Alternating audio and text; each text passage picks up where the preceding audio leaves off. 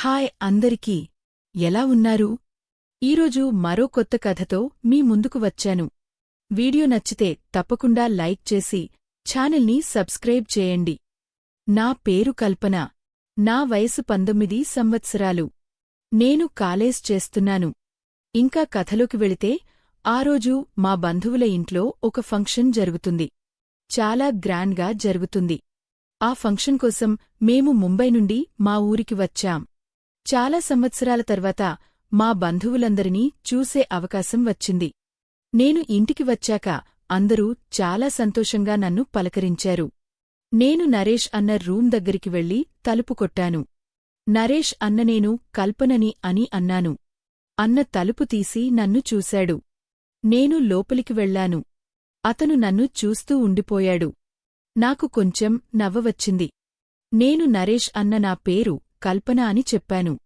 అతను ఒక్కసారిగా రియాక్ట్ అయ్యాడు. ఆ రోజు నేను సింపుల్గా చీరలో ఉన్నాను. ఫంక్షన్ కాబట్టి బాగా రెడీ అయ్యాను. అతను కూడా హాయ్ అన్నాడు. నేను సరే నరేష్ నువ్వు రెడీ అవ్వు, నేను మళ్ళీ మాట్లాడతాను అని అక్కడి నుండి వెళ్ళిపోయాను.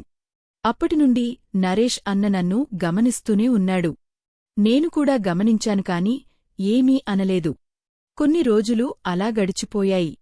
ఆ ఊరిలో జాతర ఉంటే అది కూడా అయిపోయింది. మళ్ళీ కొద్ది రోజులకు నరేష్ అన్నకి మ్యారేజ్ జరిగింది. మేమంతా వచ్చాం కాని అతను నన్ను చూసే తీరుమాత్రం మారలేదు. కొంతకాలం తర్వాత మళ్ళీ వాళ్ల ఇంట్లో ఒక ఫంక్షన్ వచ్చింది. మా నాన్న రాలేకపోయాడు. మా అమ్మతో పాటు నేను వచ్చాను. ఫంక్షన్ అయిపోయాక నేను మళ్ళీ కాలేజ్కి వెళ్ళాలి అని చెప్పాను. అప్పుడు మా పిన్ని నరేష్ అన్నతో నువ్వు కల్పనని తీసుకెళ్లి ఉదయం బస్ ఎక్కించిరా అని చెప్పింది. ఆ రాత్రి నేను నరేష్ అన్నతో కలిసి అతని కార్లో వాళ్ల ఇంటికి వచ్చాను. నాకు కూడా ఏదో కొత్తగా అనిపించింది. కాని ఏమీ మాట్లాడలేదు. వదిన కూడా అక్కడే ఆగిపోయింది. ఇంట్లో మేమిద్దరం తప్ప ఎవ్వరూ లేరు.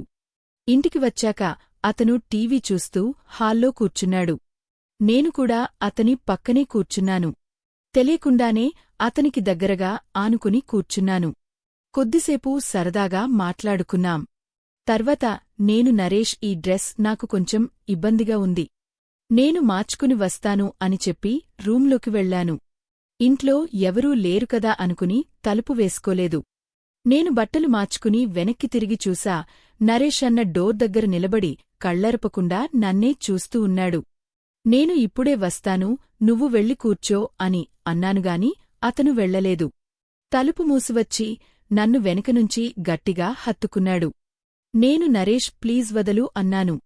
అలా చాలాసార్లు చెప్పాను కాని అతను వదలలేదు. నాకు ఒకవైపు కావాలి అనిపిస్తుంది. కాని ఇంకోవైపు వద్దు, ఇది తప్పు అని అనిపిస్తుంది. నేను ఎంత గింజుకున్నా అతని బలం ముందు నా బలం సరిపోలేదు.